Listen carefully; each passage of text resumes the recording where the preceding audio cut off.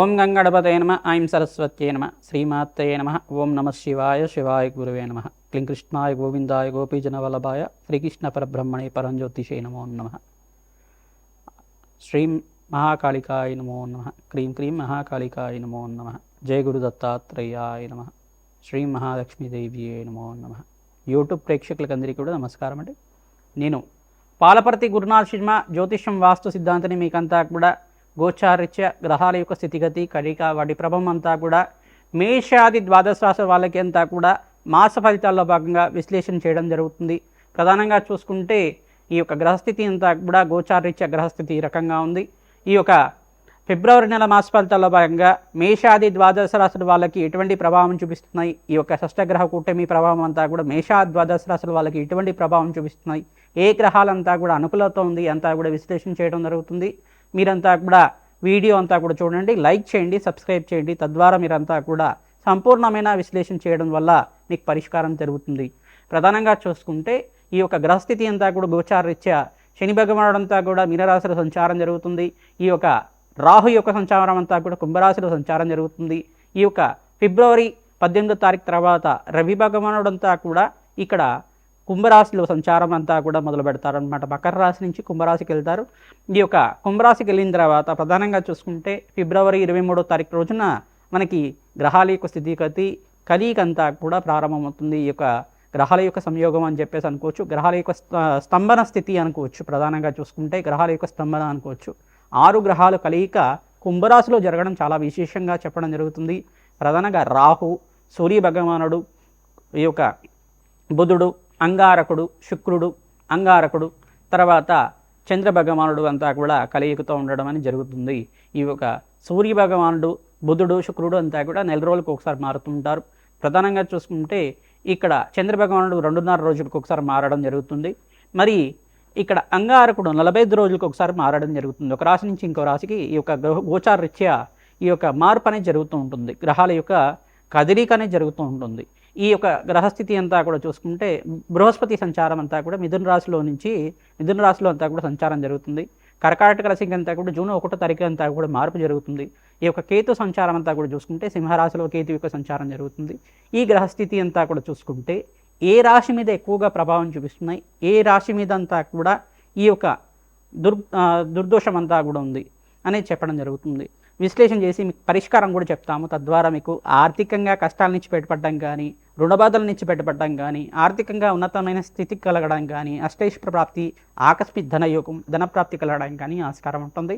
ఎటువంటి పరిష్కారం ఆచరించాలి, ఏ గ్రహాలంతా కూడా అనుకూలతగా ఉన్నాయి, మనకంతా కూడా పెట్టుబడి పెట్టుకోవడం వల్ల నూతన వ్యాపారంలో అంతా కూడా ఉద్యోగంలో కానీ మార్పులు జరిగి ప్రమోషన్స్ రావడం కానీ ఏమైనా ఆస్కారం ఉందా, ప్రయాణాలు చేయడం వల్ల మంచి కార్యసిద్ధి కలగడానికి ఆస్కారం ఉందా, దూర ప్రయాణాల్లో కానీ విదేశీయానం చేయడం కానీ దానివల్ల మనకంతా కూడా కార్యసిద్ధి కార్యజయం కలగడానికి ఆస్కారం ఉందా, సంపూర్ణమైన కార్యసిద్ధి కోసం ఎటువంటి పరిష్కారం ఆచరించాలి అనేది ఫిబ్రవరి నెలలో అంతా కూడా గ్రహ గోచారం ప్రకారంగా విశ్లేషణ చేసి పరిష్కారం చెప్పడం జరుగుతుంది.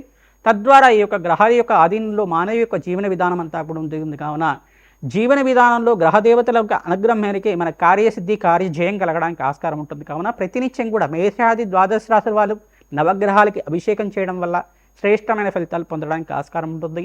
పరమేశ్వరుడు ఆరాధన చేసుకోవడం వల్ల పరమేశ్వరుడికి అంతా కూడా ఈ యొక్క ఏకవార రుద్రాభిషేకము, చెరుకు రసంతో, నారికేల జలంతో మరియు ఈ యొక్క ఫలాభిషేకాన్ని, అన్నాభిషేకాన్ని ఆచరించడం వల్ల జాతకరీత్యా ఉన్న సకల గ్రహ దోషాలంతా కూడా తీరి కార్యసిద్ధి కార్యజయం కలగడానికి ఆస్కారం ఉంటుంది. మనోవాంఛలంతా కూడా తీరడానికి ఆస్కారం ఉంటుంది. ఎటువంటి పరిష్కారాలు ఆచరించాలి, మేషాది ద్వాదశ రాశుల వాళ్ళు ఏ గ్రహదేవతల అనుగ్రహం అంతా కూడా చాలా ఎక్కువగా ఉంది, మంచిగా ఉంది అనేది, మెండుగా ఉంది అనేది చెప్పడం జరుగుతుంది. ప్రధానంగా మీరంతా కూడా వీడియో అంతా కూడా చూడండి, లైక్ చేయండి, సబ్స్క్రైబ్ చేయండి. తద్వారా మీకు అంతా కూడా సంపూర్ణ పరిష్కారం అంతా కూడా దొరుకుతుంది. ప్రధానంగా గోమాత సేవని ఆచరించడం వల్ల అఖండమైన రాజయోగం స్థితి రావడానికి ఆస్కారం ఉంటుంది. విపరీత ధనాత్ప్రాప్తి కలగడానికి ఆస్కారం ఉంటుంది. వృషభ రాశి జాతకులకి గోచారీత్యా ఫిబ్రవరి నెల మాస ఫలితాల్లో భాగంగా ఏ గ్రహాలంతా కూడా అనుకూలత ఉన్నాయి, గోచారీత్యా షష్టగ్రహ కూటమి అంతా కూడా కుంభరాశిలో సంభవిస్తుంది. ప్రధానంగా విశేషంగా చూసుకుంటే మాఘమాసంలో అంతా కూడా రాజయోగ సిద్ధి రావడానికి ఆస్కారం ఉంటుంది. కావున విశ్లేషణ చేయడం జరుగుతుంది. ప్రధానంగా ఫిబ్రవరి నెలలో అంతా కూడా చూసుకుంటే ప్రధానంగా వృషభ రాశి జాతకులకి ఇక్కడ శనీశ్వరుడు యొక్కరంగా ఉన్నారు, మరియు శుక్ర భగవానుడు యొక్కరంగా ఉన్నాడు.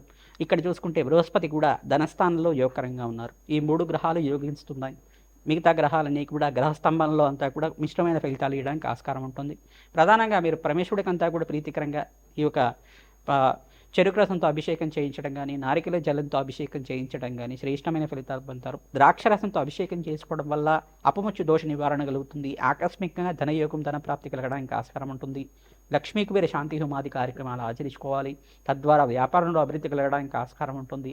నవగ్రహ శాంతి కార్యక్రమంలో భాగంగా ఈ 5 గ్రహాలకంతా కూడా జపము, దానాలంతా కూడా ఆచరించుకోవడం వల్ల శ్రేష్టమైన ఫలితాలు పొందడానికి ఆస్కారం ఉంటుంది. మీ జన్మజాతకంలో ఉండే గ్రహాలకి, గోచారంలో ఉండే గ్రహాలకంతా కూడా గ్రహస్థితి మెరుగుపడడానికి మీరంతా కూడా శాంతి పూజలు ఆచరించాలి. ప్రధానంగా రాహుకి, కేతువుకి, ఈ యొక్క బృహస్పతికి, శుక్రుడికి మరియు అంగారకుడికి, బుధ భగవానుడికి అంతా కూడా వృషభ రాశి జాతకులంతా కూడా జపము, దానాలంతా కూడా ఆచరించడం వల్ల జాతకరీత్యా దోషాలన్నీ పోతాయి. మీ ఈ యొక్క గోచారీత్య గ్రహ దోషాలంతా కూడా పోయి సర్వ ప్రతిబంధకాలంతా కూడా తీరి ఆకస్మికంగా ధనయోగం, ధనప్రాప్తి రావడానికి ఆస్కారం ఉంటుంది. దూర ప్రయాణాలు చేసే సూచనంతా కూడా చెప్పడం జరుగుతుంది. దూర ప్రయాణాలు చేసేటప్పుడు వాహనాలంతా కూడా అప్రమత్తంగా నడపడం వల్ల ప్రశాంతమైన జీవితం జీవించడానికి ఆస్కారం ఉంటుంది. వాహన ప్రమాదాలు జరగకుండా అప్రమత్తంగా ఉండడానికి ప్రయత్నం చేయాలి.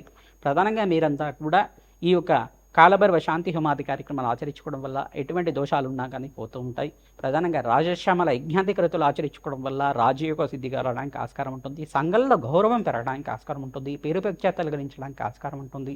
ప్రధానంగా చూసుకుంటే ఐటీ రంగంలో వాళ్ళకు కూడా స్థానచలనం అంతా కూడా సూచనప్రాయంగా చెప్పడం జరుగుతుంది.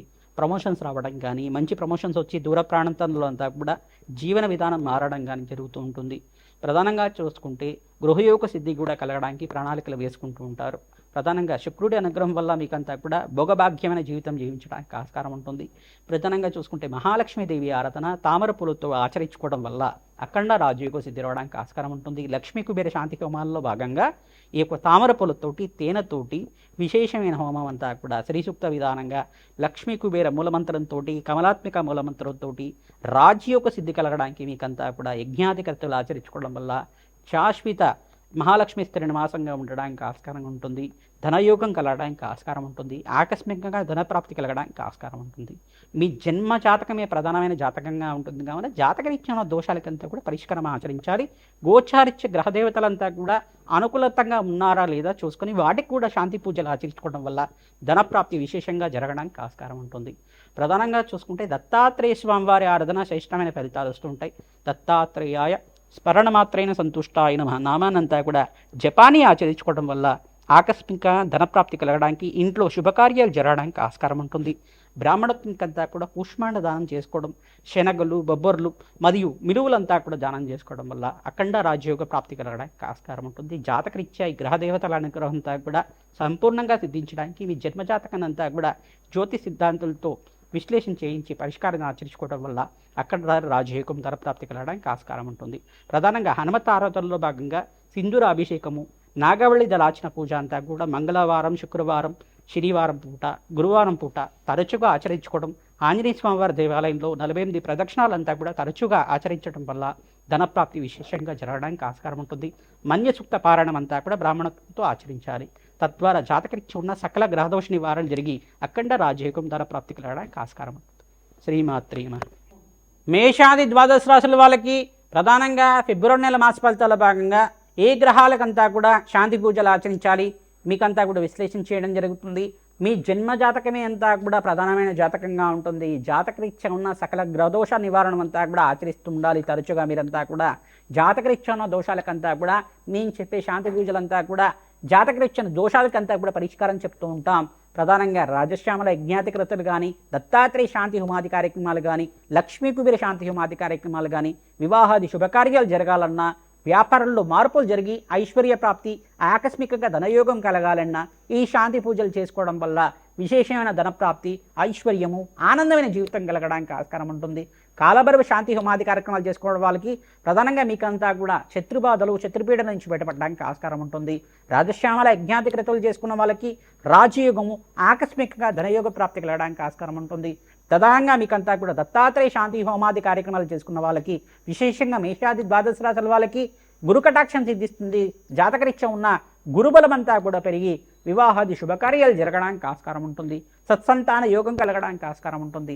జాతకరీత్యాను దోషాలకంతా కూడా పరిష్కారం చేసుకుంటూనే గోచారిత్య గ్రహదేవతలకంతా కూడా ఆరాధన చేసుకోవడం వల్ల విశేషమైన ధనప్రాప్తి కలగడానికి ఆస్కారం ఉంటుంది. కార్యసిద్ధి కార్య జయం కలగడానికి ఆస్కారం ఉంటుంది.